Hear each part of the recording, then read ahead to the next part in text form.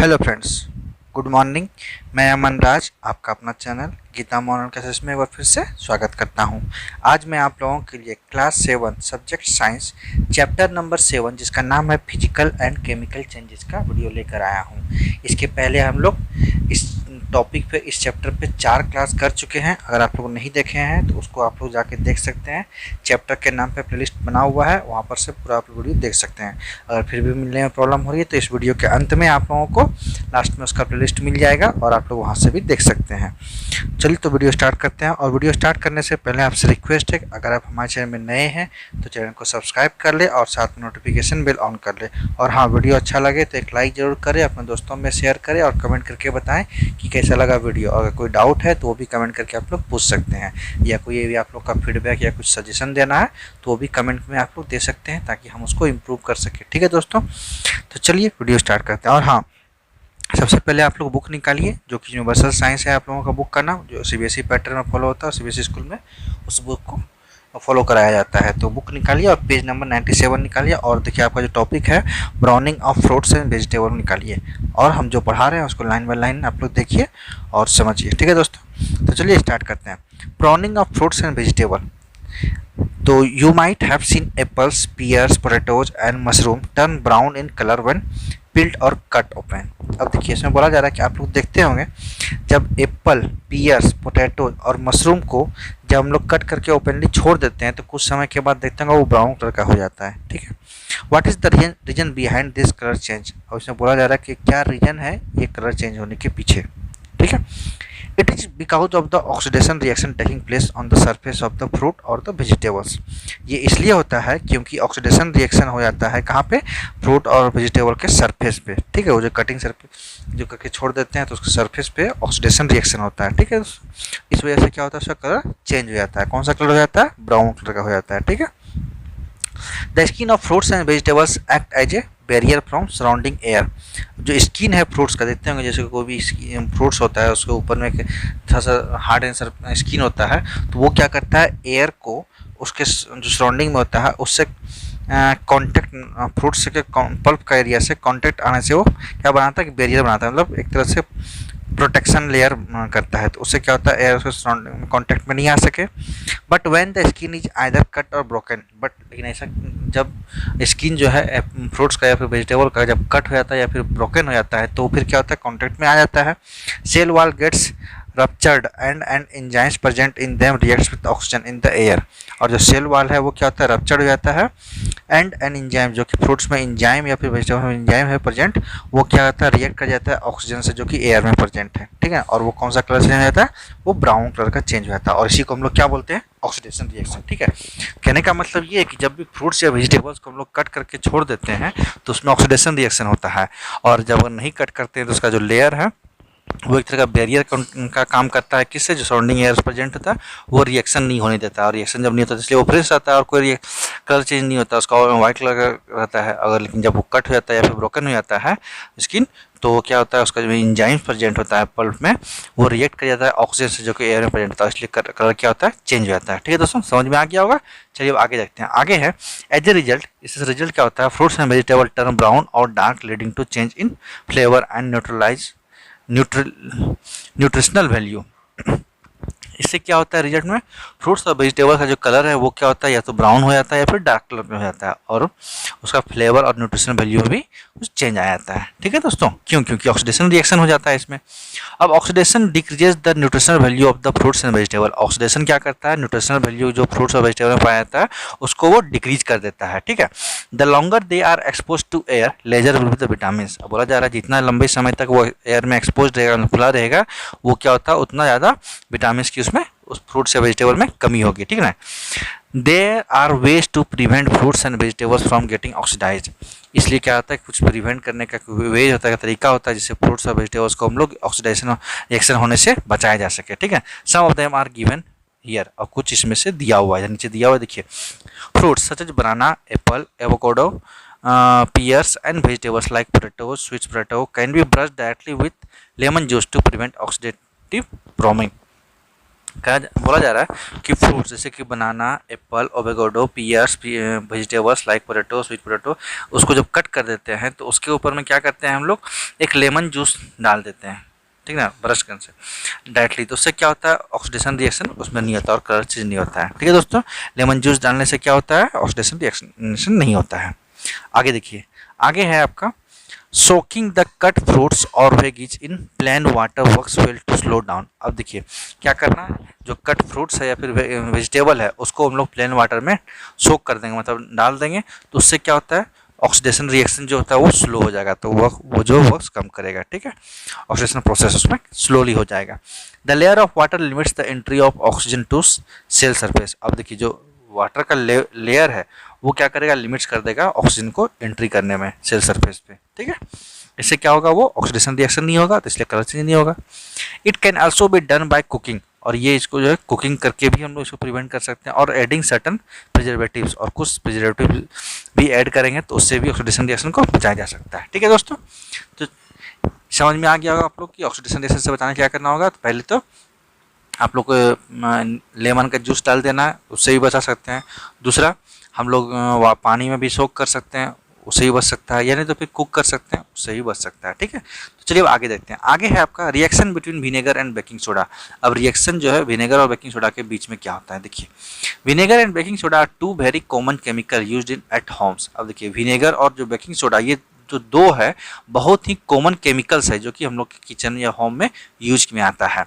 Vinegar is 4 to 6% solution of acidic acid in water. Vinegar क्या है, वो 4 to 6% solution है किसका, एसिडिक एसिड का वाटर में। And baking soda is sodium bicarbonate NaSCO3, और बेकिंग सोडा क्या है, एक सोडियम बाइकार्बोनेट है, NaSCO3 से केमिकल फॉर्मूला है। ठीक है दोस्तों, but this compounds are often used in cooking. But ये जो कंपाउंड है वो क्या होता है, कुकिंग में ओपनली यूज होता है। When these two substances react, brisk effervescence is observed, indicating the formation of new compounds and the reaction is irreversible. जब ये दो सब्सटेंस जो होता है रिएक्ट करता है तो एक ब्रिक्स इफॉर्मेशन का फॉर्मेशन आप लोग देखते होंगे कि ऑब्जर्व करते होंगे, जो कि इंडिकेशन है किसका, फॉर्मेशन है एक न्यू सब्सटेंस का, न्यू कंपाउंड्स का। और ये रिएक्शन क्या है, इरिवर्सिबल है, मतलब फिर से ये वापस नहीं आ सकता है एक बार ये रिएक्ट कर जाने के बाद। This reaction is an example of A chemical change, let us perform activity.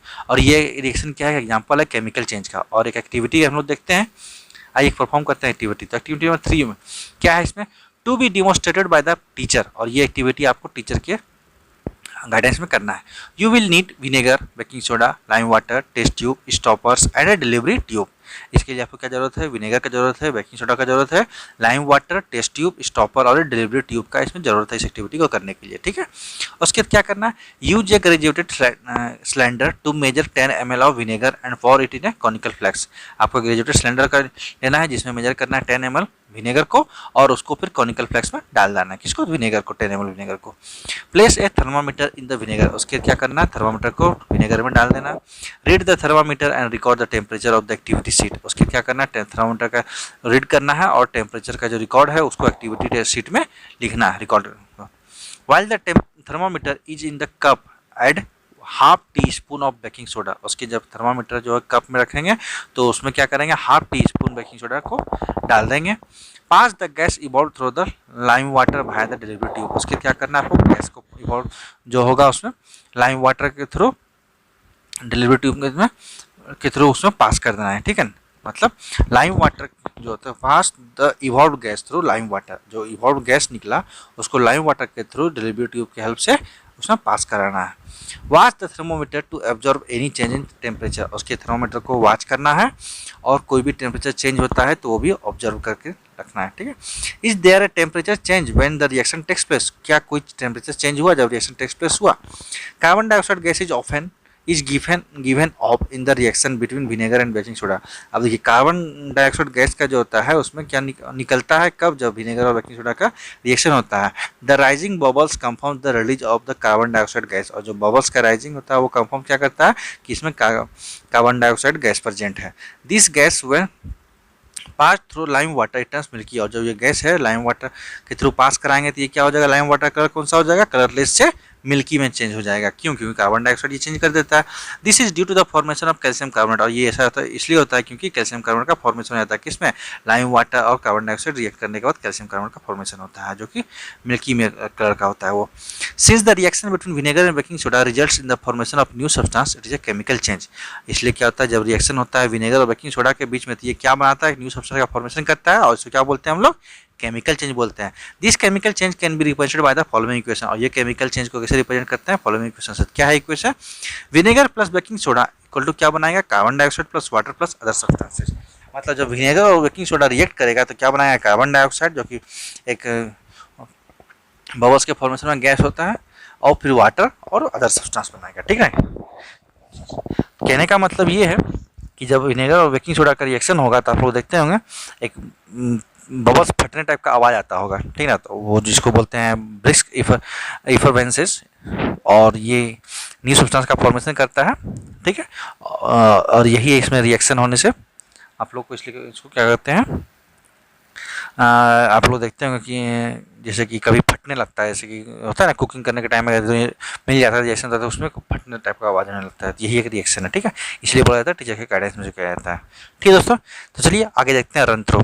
Run throw में क्या है, इन ए केमिकल रिएक्शन में the substances involved in the reactions are known as reactants, और सब्सटेंस इन्वॉल्व्ड रिएक्शन में उसको हम लोग क्या बोलते हैं, रिएक्टेंट्स बोलते हैं। And the new substance form during the reaction are known as product, और जो न्यू सब्सटेंस का फॉर्मेशन होता है ड्यूरिंग रिएक्शन उसको क्या बोलते हैं, प्रोडक्ट्स बोलते हैं। ठीक है, कहने का मतलब ये कि केमिकल रिएक्शन में जो सब्सटेंस इन्वॉल्व्ड रिएक्शन, मतलब रिएक्शन करने के लिए जो सब्सटेंस का यूज कर रहे हैं, उपयोग कर रहे हैं, उसको हम लोग क्या बोलेंगे, रिएक्टेंट्स, और जो न्यू सब्सटेंस का फॉर्मेशन होता है आफ्टर रिएक्शन तो उसको क्या बोलेंगे, प्रोडक्ट। ठीक है, चलिए आगे है, एक केमिकल रिएक्शन हैज वन और more of these characteristics. Chemical reaction में एक या एक से अधिक ये कैरेक्टरिस्टिक्स क्या हो सकता है, चेंज ऑफ कलर, या तो कलर का चेंज होगा, फॉर्मेशन ऑफ प्रेसिपिटेट का फॉर्मेशन होगा, इवोल्यूशन ऑफ गैस का इवोल्यूशन होगा, जनरेशन ऑफ हीट, या फिर साउंड, या तो हीट का जनरेशन होगा या फिर साउंड का। जैसे कि ये बबल्स बनता है ना कार्बन डाइऑक्साइड फॉर्मेशन होने, तो वो क्या साउंड का फटने का आवाज आता है, साउंड हुआ वो। एंड एब्जॉर्बेशन और रिलीज ऑफ हीट एंड और लाइट। ठीक है, तो ये क्या होगा, केमिकल रिएक्शन में ये सब कैरेक्टरिस्टिक्स होगा। ठीक है, एक होगा या एक से ज़्यादा भी सब में हो सकता है कुछ भी कैरेक्टरिस्टिक्स। उसके क्या, some way to prevent rusting of iron objects are painting, galvanizing, alloying and applying oil और गैस। कुछ मेथड या वेज कर सकते हैं जो कि रस्टिंग से बचाने के लिए आयरन को, तो वो क्या है, पेंटिंग है, गैल्वेनाइजिंग है, एलॉइंग है, और अप्लाइंग ऑयल और ग्रीस सरफेस पे। ठीक है दोस्तों, तो ये रन थ्रो है। अब आगे है ट्रैक योर प्रोग्रेस। तो ट्रैक योर प्रोग्रेस क्या है, a chemical reaction is represented bye, तो केमिकल रिएक्शन क्या रिप्रेजेंट करता है बताइए आप लोग, केमिकल रिएक्शन जो है वो क्या रिप्रेजेंट करता है, आप लोग पढ़े हैं ना बुक को, बताइए, क्या नहीं पढ़े, केमिकल रिएक्शन जो है वो क्या रिप्रेजेंट करता है आपका,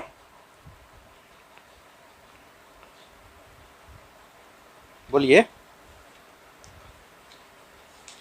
सब आप लोग भूल जाते हैं, ध्यान नहीं देते हैं। देखिए केमिकल रिएक्शन जो है केमिकल इक्वेशन को रिप्रेजेंट करता है। क्या होता है, केमिकल इक्वेशन, जैसे कि आप लोग पढ़े ना बुक में, बोलिए वो भी दिखा दे। देखिए केमिकल रिएक्शन जो है वो केमिकल इक्वेशन को रिप्रेजेंट करता है। कहाँ गया, इन केमिकल रिएक्शन इक्वेशन चैप्टर पढ़े थे ना, उसमें भी है। ठीक है दोस्तों, आप लोग देख लीजिएगा एक बार। केमिकल रिएक्शन किसको रिप्रेजेंट करता है, केमिकल इक्वेशन को रिप्रेजेंट करता है। उसके बाद क्या है, explosion of fire cracker is a chemical change that produces, क्या, जो फायर क्रैकर एक्सप्लोज करेगा मतलब फटेगा, तो उसमें जो केमिकल चेंज होगा तो उसमें क्या प्रोड्यूस होगा, उसमें आपका लाइट प्रोड्यूस होगा, साउंड प्रोड्यूस होगा, और क्या होगा, हीट प्रोड्यूस होगा। नहीं कहते हैं जैसे पटाखा जब दिवाली में फोड़ते हैं तो क्या होता है, लाइट निकलता है उससे, फिर साउंड फटने का आवाज़ आता है, और क्या होता है, हीट भी प्रोड्यूस होता है। तो क्या इसमें क्या आंसर हो जाएगा, explosion of a fire cracker is a chemical change that produces heat, light, sound and heat. ठीक है, तो क्या हो जाएगा, लाइट, साउंड एंड हीट। उसके बाद evaporation of water is dash as heat is absorb to convert it into water vapour. बोला जा रहा है जो वाटर का इवेपोरेशन होता है तो क्या चीज हीट एब्जॉर्ब करता है, heat absorb to convert it into water vapour, और वो कन्वर्ट करता है वाटर वेपर में। तो क्या होगा, ये कौन सा हो जाएगा, तो इसका आंसर हो जाएगा एंडोथर्मिक। ये कौन सा रिएक्शन, एंडोथर्मिक है, एज ए हीट। ठीक है, एंडोथर्मिक एज ए क्या होता है, हीट एब्जॉर्ब होता है और क्या करता है, वो वाटर वेपर में कन्वर्ट करता है, किसको, तो वाटर को।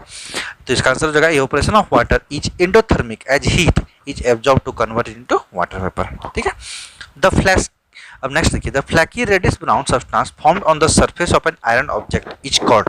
जो रेडिश ब्राउन है सब्सटेंस जो कि आयरन के सरफेस पे बनता है वो क्या है, उसको क्या बोलते हैं, तो उसको हम लोग बोलते हैं रस्ट। क्या बोलते हैं, रस्ट। तो इसका आंसर हो जाएगा the flaky reddish brown substance formed on the surface of an iron object is called rust. ठीक है दोस्तों, उसके बाद है the dice reaction takes place on the cut surface of fruits and vegetables.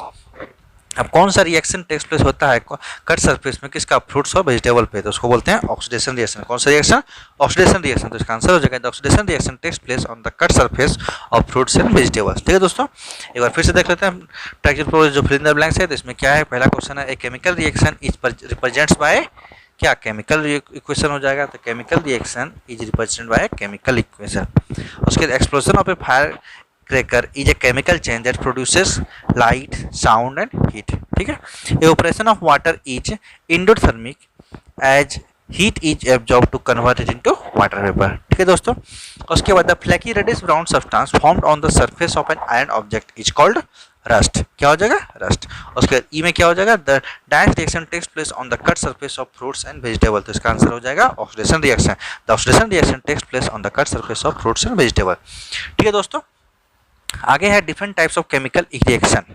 तो ये जो different types of chemical reaction इसको नेक्स्ट क्लास में हम लोग करेंगे। तो आज हम लोग वीडियो को यहीं पे स्टॉप करते हैं, नेक्स्ट क्लास में ये पढ़ेंगे different types of chemical reaction. तो वीडियो स्टॉप करने से पहले आपसे रिक्वेस्ट है कि अगर आप हमारे चैनल में नए हैं तो चैनल को सब्सक्राइब कर ले और नोटिफिकेशन बेल ऑन कर ले। और हाँ, अगर आप लोग यहाँ तक वीडियो देखते हुए आए हैं जिसका मतलब आप लोगों को वीडियो अच्छा लगा है, तो जब अच्छा लगा है तो वीडियो को लाइक करें, अपने दोस्तों में शेयर करें और कमेंट करके आप कोई भी डाउट है तो वो भी पूछ के अपना डाउट को क्लियर करें। और अगर हाँ फीडबैक देना है तो वो भी कमेंट करके बोल सकते हैं, सजेशन देना है तो वो भी कमेंट करके बोल सकते हैं। और अपना राय भी मतलब कैसा लगा वीडियो ये भी बताना है तो आप लोग अपना सजेशन कमेंट बॉक्स में दे सकते हैं। ठीक है दोस्तों, तो फिर मिलते हैं। Thank you. तब तक अच्छे से रहिए, अच्छे से पढ़ाई कीजिए और खूब एंजॉय कीजिए लाइफ में। फिर मिलते हैं। Thank you.